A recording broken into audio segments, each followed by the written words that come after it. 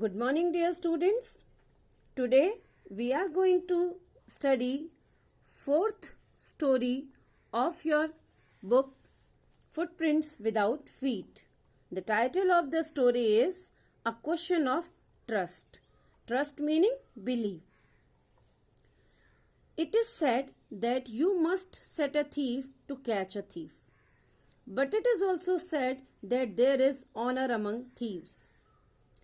Before beginning the story, the writer wants you should know about the two statements. Number one, it is said that if you want to catch a thief, you should appoint a thief for that. Because a thief can think according to a thief. Another statement says that there is honor among thieves.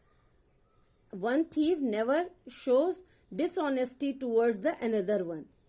So let's find out of these two statements which statement is going to correct for this story. Whether the trust is followed between the thieves or there is a question mark on this. For that we should start the story. Everyone thought that Horace Denby was a good, honest citizen. He was about 50 years old and unmarried, and he lived with a housekeeper who worried over his health. So our protagonist is introduced in this first line that everybody knows in society about Horace Denby that he was a very honest man. He was unmarried and all his needs were taken care by his one servant or his housekeeper was taking care of him. He was an old man. He was unmarried. In fact, he was usually very well and happy except for attacks of hay fever in summer. Though as far as health is concerned, he was absolutely fit and fine. But only in summertime he was allergic for pollen grains.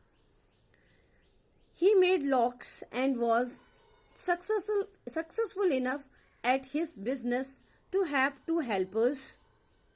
Yes, Horace Denby was good and respectable, but not completely honest.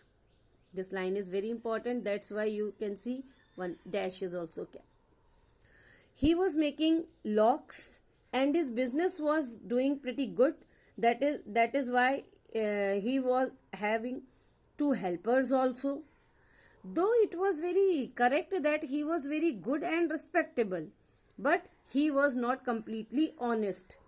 As he was known in society, he was honest, but actually it was not the truth. 15 years ago, Horace had served his first and only sentence in a prison library. He loved rare, expensive books, so he robbed a safe every year. Each year he planned carefully just what he would do. Stole enough to last for 12 months and secretly bought the books he loved through an agent. See, 15 years ago, Horace was sent in jail, in prison, and he was in a prison library. He loved rare books. Rare books are always expensive also. So what he was doing, though he was known in society, he was a businessman.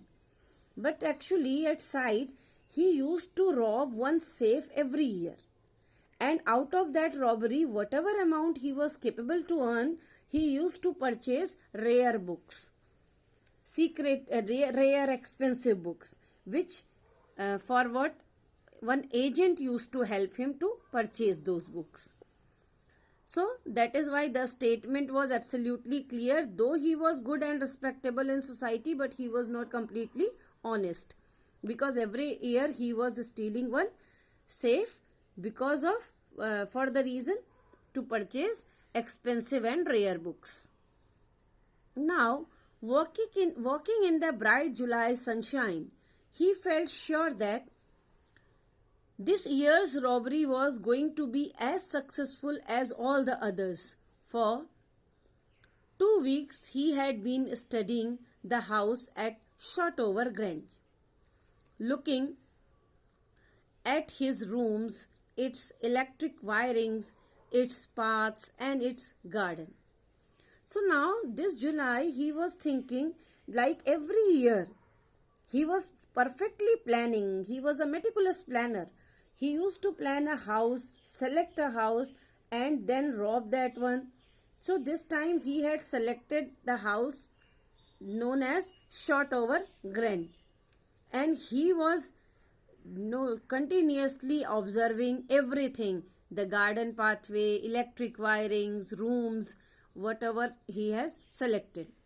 This afternoon, the two servants who remained in the Grange while the family was in London had gone to the movies.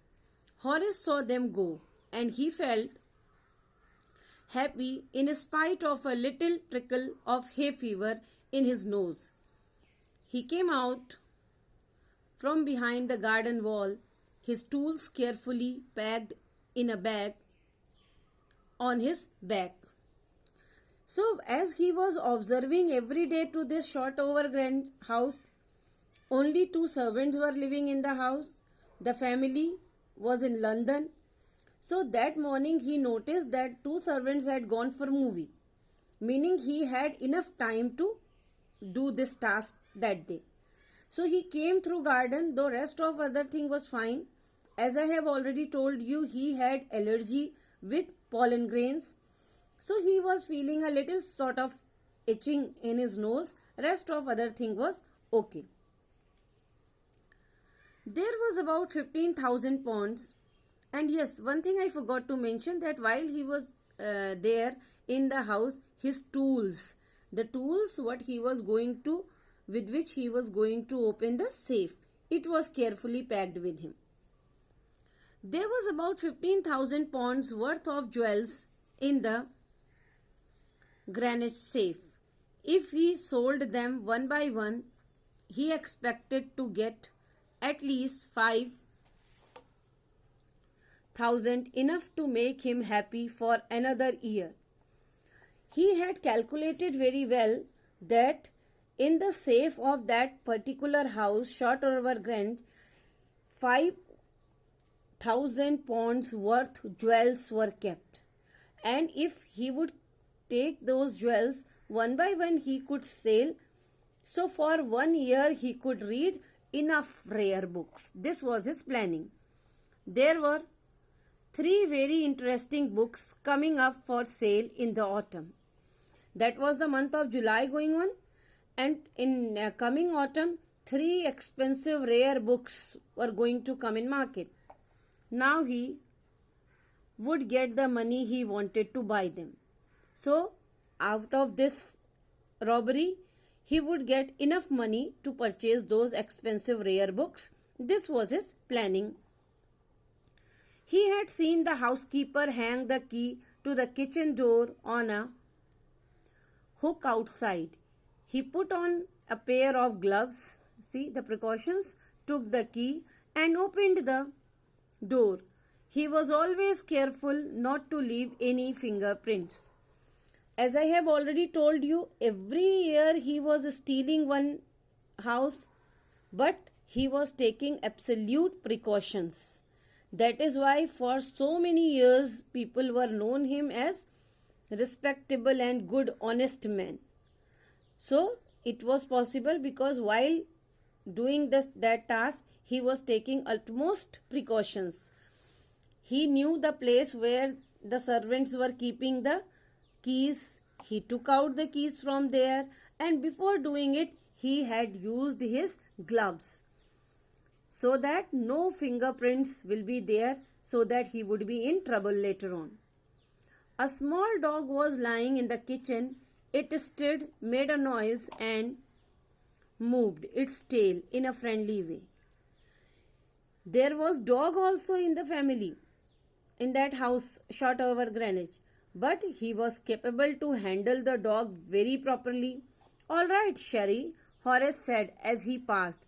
All you had to do to keep dogs quiet was to call them by their right names and show them love. This was the findings of Horace Denby, that if you are calling the dogs with their names and you show love towards them, definitely they will be in your control. This was his finding. So this story is going to have very interesting, very surprising things are there. Go through this. Thank you.